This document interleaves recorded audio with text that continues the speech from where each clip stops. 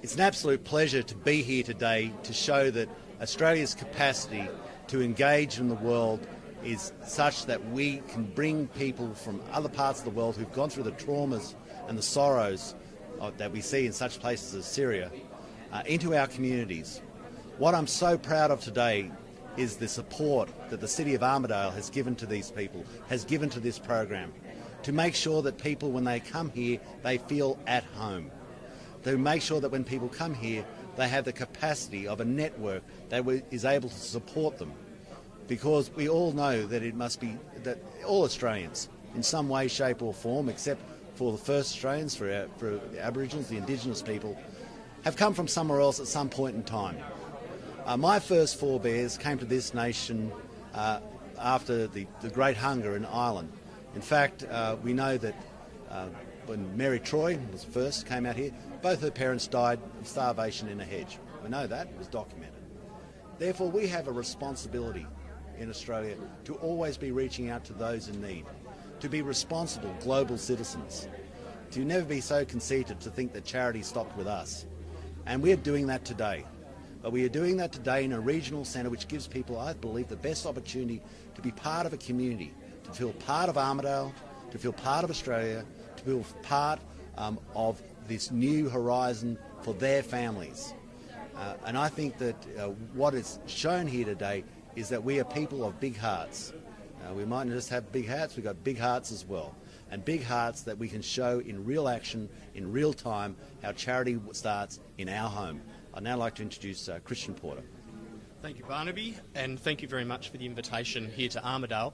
It's a very significant day. Australia is an incredibly generous nation by world standards with respect to the number and the quality of service that we provide to humanitarian and refugee entrants into our nation.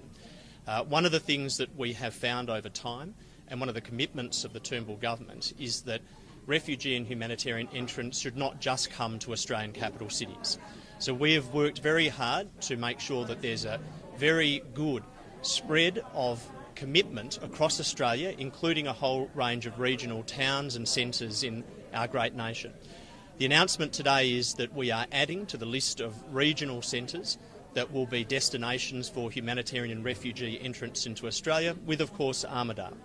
And the way in which that will work is that there will be an initial number of refugee entrants from our general refugee and humanitarian intake that will come to Armidale, of a number of about 200. And this has been in the planning and preparation over the last 12 months. This is a very significant thing both for Armidale but for the humanitarian and refugee program Australia-wide. What we are doing is moving away from an over-reliance on capital cities, and we're ensuring that entrants to this country are placed in regional areas that offer fantastic employment opportunities, that offer fantastic services, and perhaps most importantly have fundamental community support. The welcome that we have had and the community support that we have had in Armidale for this project to settle 200 individuals who have experienced very terrible and traumatic pasts in Syria particularly, who have been persecuted minorities and who can come to a place like Armidale to find a new home and have a new life for their families and for themselves. The welcome that they are receiving, the support that Armidale has given has been absolutely overwhelming. So I'm very pleased to make this announcement.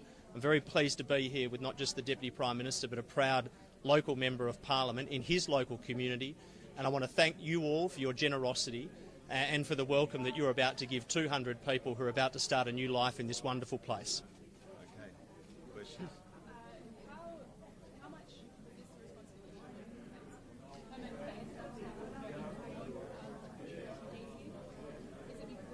They've been instrumental, but the entire community, I've never seen this kind of unanimous support in a community before. I mean, it's been absolutely overwhelming. As the responsible minister, I had the first conversations with this potential with Mike Baird when he was Premier in late December 2016. And the observation that we both made, and which the Turnbull government has, is that you can't have an over-reliance on large capital cities. And we've worked very hard to extend the number of regional settlement opportunities.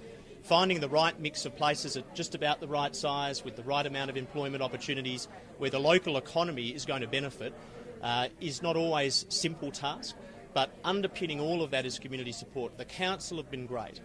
The Indigenous community have been fantastic. The business community have been amazing. And everyone realises that this is a two-way street where there are benefits on both sides. This will be a major kick into the Armidale economy here.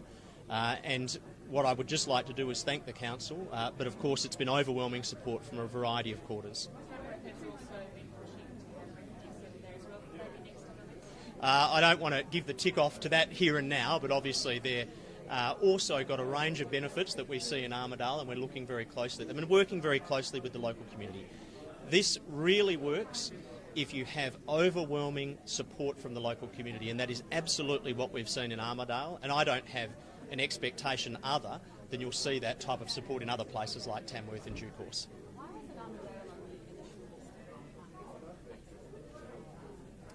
Well, it's a curious mix of things that you're looking for. You're making sure that the local economy is vibrant enough to absorb and provide jobs, because the most important thing is that when we bring people out from war-torn places like Syria is that they make new lives based around employment. You've got to have, as I've said, overwhelming community support.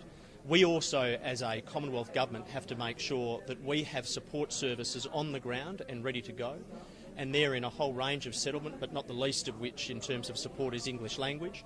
So it's a mix of 4 or 5 different things, and you've got to make sure that that mix all comes together at once. And part of the waiting for Armidale, if you like, has been to ensure that we as the Commonwealth Government have all of the right settlement services in place here, so that when our arrivals start to hit the ground, which will be in early of next year, that they are getting the English language tuition, that they're getting the employment services, that they're making sure that the providers for housing are all set and ready to go. So, in effect, we've been making sure that those on-the-ground services are ready to go, which they very much are.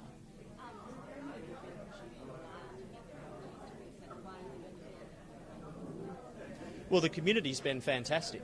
The reason we're making the announcement now is we've got every single piece of the jigsaw puzzle in, locked, ready to go.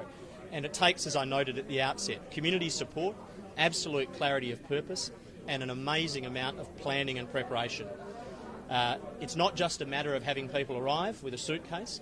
There have to be all of the supports and services established, and that's what we've been working on over the last 12 months to make sure that Armidale can not only cope with this, but is going to flourish and prosper, and that it's very good for the local community in terms of economics and its social fabric.